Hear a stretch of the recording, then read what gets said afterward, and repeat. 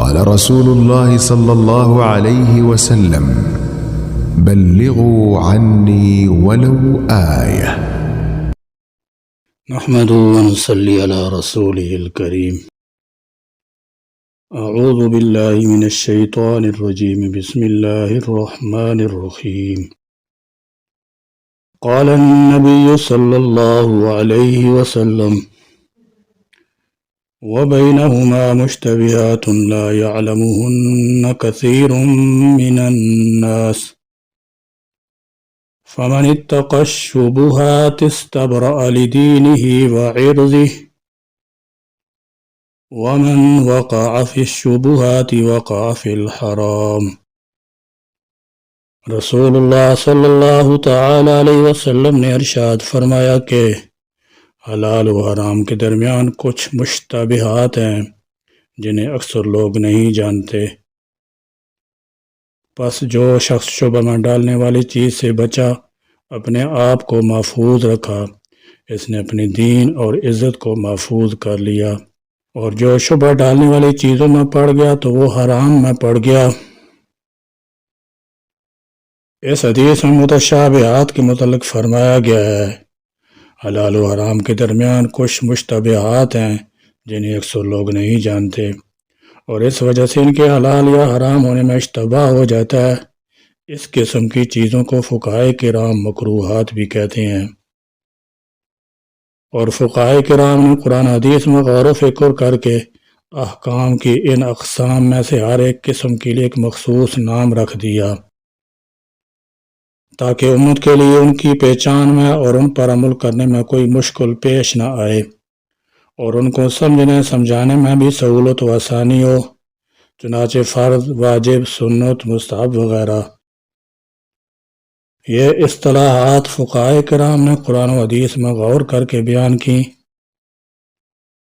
انہیں مختلف اقسام کی پہچان کے لیے مقرر کیا، جس کی وجہ سے آج امت کے لیے ان کی پہچان، ان پر عمل اور سمجھانا آسان ہے۔ احکام کی انہی اقسام میں سے ایک قسم مکروہات بھی ہیں۔ مکروہ لغوی معنی کے اعتبار سے ناپسندیدہ کو کہتے ہیں۔ شریعت کی اصطلاح میں مکروہ کی حقیقت اور تعریف کو سمجھنے کے لیے پہلے یہ تفصیل جاننا ضروری ہے کہ اشیاء کے حکم کے اعتبار سے تین قسمیں ہیں۔ بعض چیزیں ایسی ہیں جن کی ممانعت قرآن و حدیث سے واضح طور پر ثابت ہے، ایسی چیز کو حرام کہا جاتا ہے۔ بعض چیزیں ایسی ہیں جن کی اجازت قرآن و حدیث سے واضح طور پر ثابت ہے یا ان کی ممانعت ثابت نہیں ہے، ایسی چیزوں کو حلال کہا جاتا ہے۔ بعض چیزیں ایسی ہیں جن کے متعلق اجازت اور ممانعت دونوں جانب کے دلائل موجود ہیں، جس کی وجہ سے ان کو مکمل طور پر حلال کہا جا سکتا ہے، نہ حرام کہا جا سکتا ہے۔ جو چیز اس قسم کی قبیل سے ہو اس کو مکروہ کہا جاتا ہے۔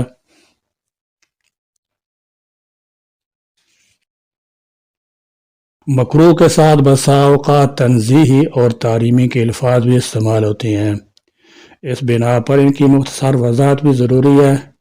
مکروہ کے بارے میں جیسے کہ معلوم ہوا، اس میں اجازت اور ممانعت دونوں جانب کے دلائل موجود ہوتے ہیں، اور اس کی حلال اور حرام دونوں کے ساتھ مشابہت ہوتی ہے۔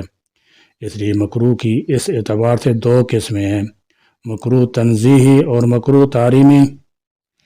مکروہ تنزیہی اس مکروہ کو کہتے ہیں جس میں ممانعت کے مقابلے میں اجازت کے دلائل غالب اور قوی ہوتے ہیں، اس بنا پر وہ حرام کے مقابلے میں حلال کے زیادہ قریب ہوتا ہے۔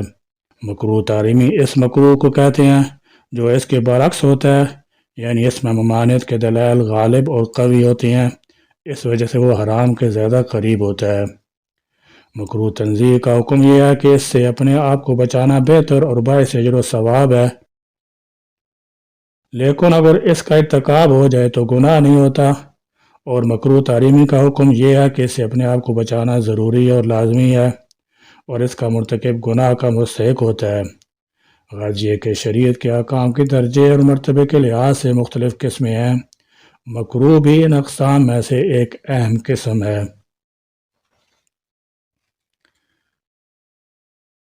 لہذا آج کے سبق میں نماز کے مکروہات بیان کیے جاتے ہیں۔ نمبر 1، کسی واجب یا سنت کو قصداً ترک کرنا۔ نمبر 2، گردن موڑ کر دیکھنا۔ نمبر 3، کتے کی طرح بیٹھنا۔ نمبر 4، دونوں آستینوں کو چڑھانا۔ نمبر 5، کرتا کے موجود ہوتے ہوئے صرف لنگی یا پاجامہ سے نماز پڑھنا۔ نمبر 6، سلام کا جواب اشارے سے دینا۔ نمبر 7، بلا عذر کے 4 زانوں بیٹھنا۔ نمبر 8، مرد کو بالوں کی چوٹی باندھ کر نماز پڑھنا۔ نمبر 9، سر پر رومال اس طرح باندھنا کہ سر کا بیچ کھلا رہے۔ نمبر 10، کپڑے کو ادھر ادھر سے اٹھانا یا ادھر ادھر کو لٹکانا۔ نمبر 11، دانی بغل کے نیچے کو نکال کر بائیں مونڈے پر چادر ڈالنا۔ نمبر 12، قرات کو قیام میں پورا نہ کرنا، رکوع میں جاتے ہوئے پورا کرنا۔ نمبر 13، نفل کی پہلی رکعت کو طویل کرنا۔ نمبر 14، دوسری رکعت کو پہلی سے تمام نمازوں میں طویل کرنا۔ نمبر 15، فرض کی ایک رکعت میں سورت کو مکرر پڑھنا۔ نمبر 16، چھوٹی 2 صورتوں کے درمیان ایک صورت چھوڑ کر پڑھنا۔ نمبر 17، خوشبو قصداً سونگھنا۔ نمبر 18، اپنے کپڑے یا پنکھے سے 1-2 مرتبہ ہوا کرنا۔ نمبر 19، ہاتھوں اور پیروں کی انگلی کو سجدہ وغیرہ میں قبلہ سے پھیرنا۔ نمبر 20، رکوع میں دونوں ہاتھ گھٹنوں پر نہ رکھنا۔ نمبر 21، جمائی لینا۔ نمبر 22، دونوں آنکھوں کو بند کرنا۔ نمبر 23، آسمان کی طرف دیکھنا۔ نمبر 24، انگڑائی لینا۔ نمبر 25، عمل قلیل یعنی تھوڑا سا کام کرنا۔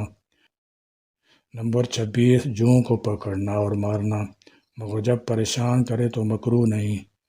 نمبر 27، ناک اور منہ کو ڈھکنا۔ نمبر 28، منہ میں کوئی ایسی چیز رکھنا جو قرات مسنونہ سے مانع ہو۔ نمبر 29، سجدہ صافے کے بیچ پر یا تصویر پر کرنا۔